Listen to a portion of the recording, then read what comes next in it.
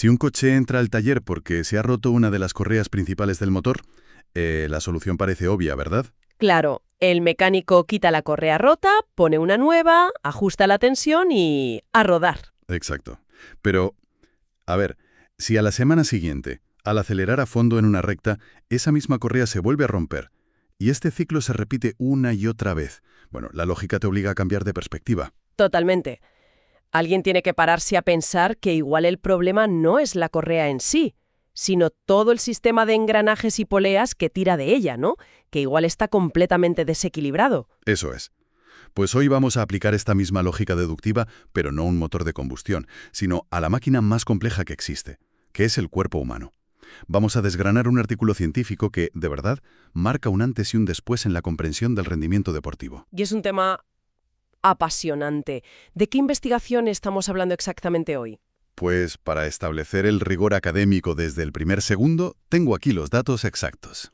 El estudio se titula Characterizing Muscle Activity in Soccer Players with a History of Hamstring Strain Injuries During Accelerated Sprinting. Que en español vendría a ser la caracterización de la actividad muscular en jugadores de fútbol con antecedentes de lesiones disquiotibiales durante el sprint acelerado, ¿verdad? Ajá, exactamente eso. Es una investigación firmada por Ryo Otsubo, Hiromi Saito y Norikazu Hirose. Y se publicó en el Journal of Sports Science and Medicine. Una revista de muchísimo prestigio, por cierto. Sí, sí. Concretamente está en el volumen 23, páginas 656 a las 662. Fue aceptado en julio de 2024 y publicado ahora mismo en septiembre de 2024. O sea, recién salido del horno. Y el nivel de detalle de esta investigación es fundamental para abordar lo que, bueno, ya es una crisis real en la medicina deportiva. Completamente. Nuestra misión en el análisis a fondo de hoy es desentrañar la biomecánica detrás de la lesión más común en el fútbol, esa temida rotura de isquiotibiales, y entender por qué tiene una tasa de recaída tan alta. Es que cuando se miran las cifras ilustran un problema muy sistémico, ¿eh?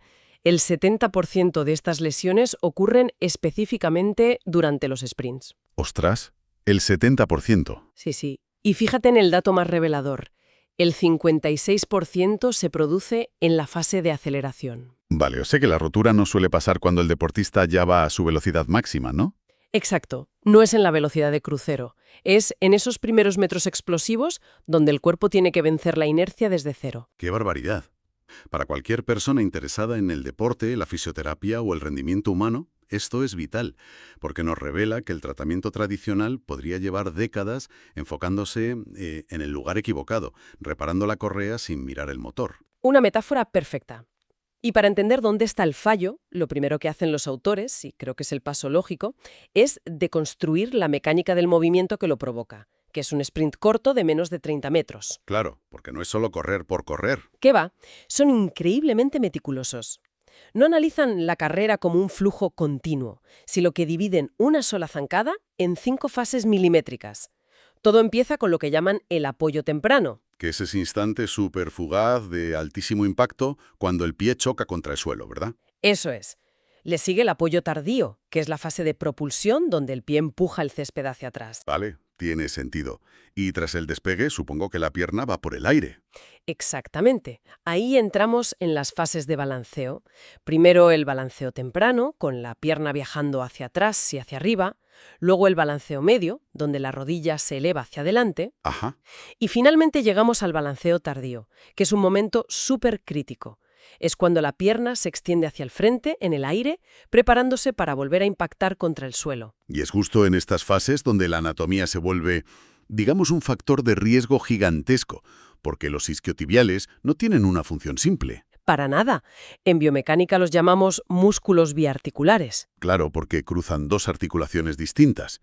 Nacen arriba, en la pelvis, bajan por toda la parte posterior del muslo, cruzando la cadera, y terminan anclándose por debajo de la rodilla. En la tibia y el peroné, exacto. Básicamente son como una cuerda tensada entre dos puntos que además se mueven en direcciones opuestas constantemente. O sea, están totalmente a merced de lo que hagan la pelvis y la rodilla a la vez. Es un tira y afloja. Constante. Si el corredor inclina la pelvis hacia adelante más de la cuenta, tira del isquiotibial desde arriba, y si encima extiende la rodilla con fuerza para alargar la zancada, tira desde abajo. Madre mía. Esa combinación somete al tejido a unas fuerzas de tracción brutales. Para visualizarlo, a mí me gusta pensar en el movimiento de la pierna como el chasquido de un látigo. Es una analogía muy visual, sí. La cadera lanza el movimiento, el muslo avanza rapidísimo y la espinilla sale disparada hacia adelante. Pero claro, la pierna no puede salir volando. Necesita un mecanismo de frenado masivo. Ahí es donde entra tu metáfora del coche de Fórmula 1, que encaja a la perfección con este estudio. Sí, a ver, el sistema de frenado sería así. El glúteo mayor actúa como la bomba hidráulica principal, la que genera toda la potencia. Ajá. Y el isquiotibial funciona como la pastilla de freno física, la que aplica esa fuerza para detener el avance de la pierna justo en el aire, milisegundos antes de pisar el suelo en esa fase de balanceo tardío. Y fíjate, históricamente la medicina deportiva asumía que esta fase de balanceo tardío en el aire era el momento exclusivo de la lesión. El instante donde, digamos, la pastilla de freno se desintegraba por pura fricción. Ya, por la tensión extrema. Claro, sin embargo, el estudio propone un giro argumental fascinante. Demuestra que el peligro real no está solo en frenar la pierna en el aire, sino en la transición brutal hacia las fuerzas de reacción del suelo. O sea, el punto de máxima vulnerabilidad es ese puente entre el balanceo tardío y el apoyo temprano, el instante preciso del impacto. Exactamente, cuando el pie choca de forma violenta contra el terreno. Pero claro, llegados a este punto a mí me surge una duda técnica tremenda. Si el fallo ocurre en un milisegundo a máxima velocidad, es imposible verlo a simple vista. Es que ni siquiera con una cámara de altísima velocidad. La cámara solo te muestra el movimiento externo, pero no lo que pasa a nivel eléctrico dentro del cuerpo. Ahí es donde el diseño del estudio me parece brillante. Los investigadores usaron tecnología para, literalmente, leer las órdenes que el cerebro envía a los músculos en tiempo real. Sí, utilizaron EMG, electromiografía de superficie. Esta maravilla de tecnología no capta el movimiento físico, sino la electricidad. Detecta la despolarización eléctrica de las fibras musculares justo debajo de la piel. Mide el voltaje de la señal nerviosa, básicamente. Eso es. Cogieron a 26 jugadores de fútbol de alto nivel, 13 con historial de lesiones previas en los isquiotibiales y 13 sanos como grupo de control. Y les pusieron sensores EMG, ¿no? Sí, en 10 músculos distintos del tronco y las piernas. Y registraron toda esa actividad eléctrica mientras hacían un sprint máximo de 30 metros sobre césped artificial. Vale, pero espera un momento porque, leyendo la metodología, mi lógica choca un poco con una aparente contradicción. A ver, cuéntame.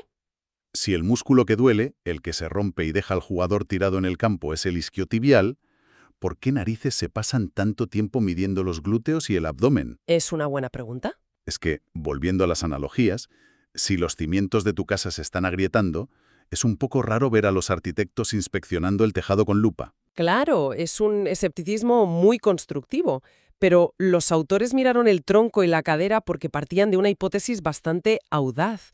Su idea era que en las recaídas el isquiotibial casi nunca es el culpable. Ah, es la víctima. Exacto. Buscaban un fallo en la cadena de mando neuromuscular y los resultados son demoledores, empezando por el glúteo mayor, que como decías antes es el motor principal. Ostras. ¿Y qué vieron en los datos electromiográficos? Pues una disparidad tremenda. En los jugadores con historial de lesiones, el glúteo mayor tenía un 30% menos de actividad eléctrica durante el balanceo tardío, justo antes del impacto. Un 30% menos.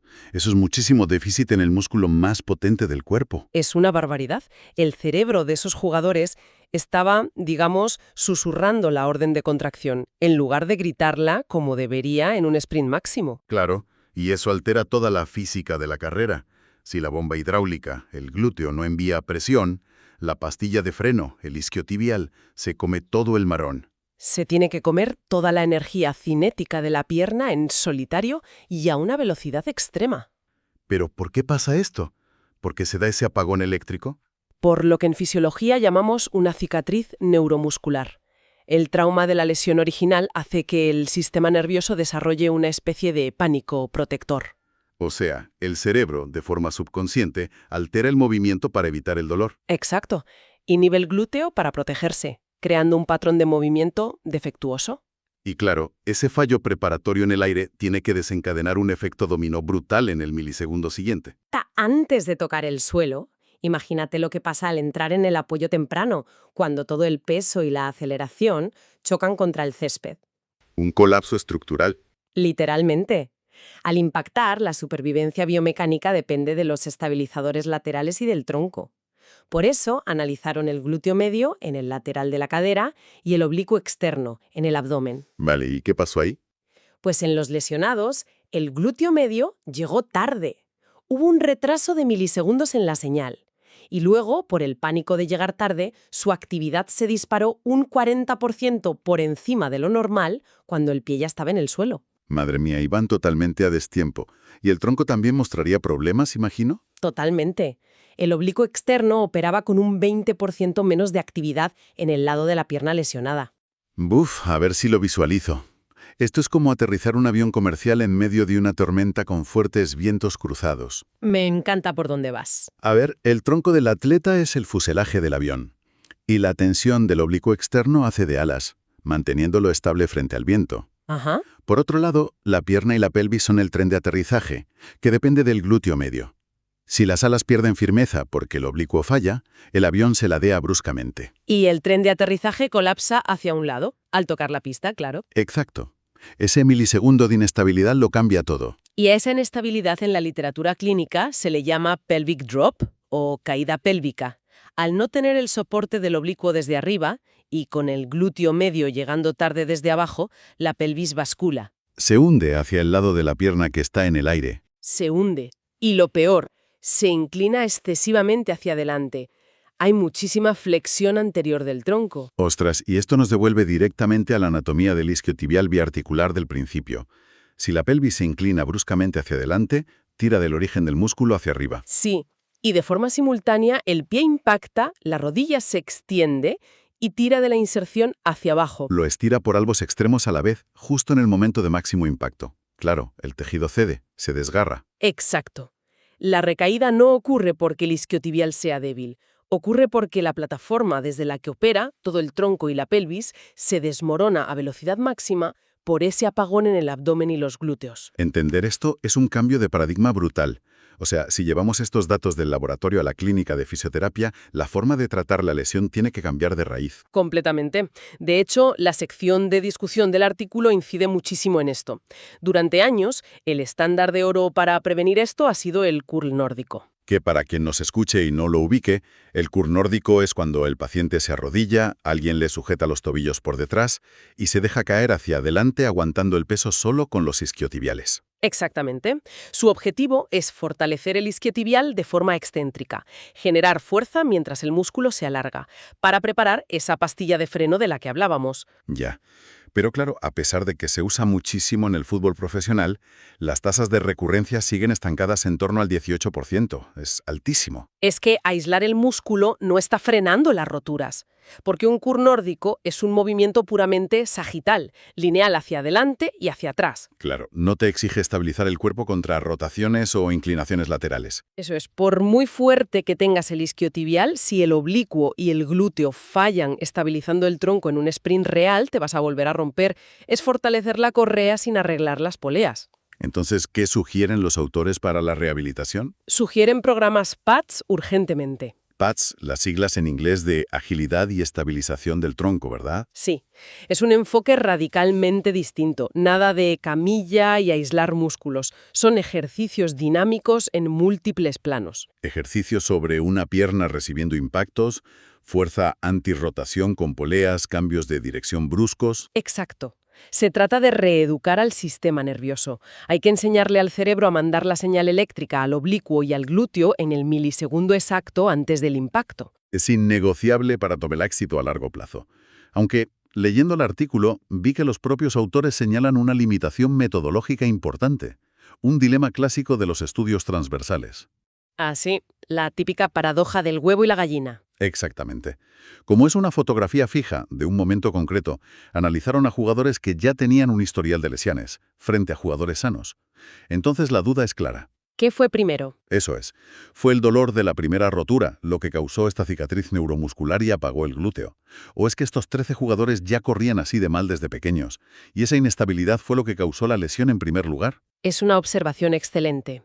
Y resolver esa causalidad requeriría estudios longitudinales masivos. Habría que poner sensores a cientos de jóvenes sanos en las canteras. Imagínate, mapear su electricidad, esperar años a ver quién se rompe y luego mirar retrospectivamente si el fallo ya estaba ahí.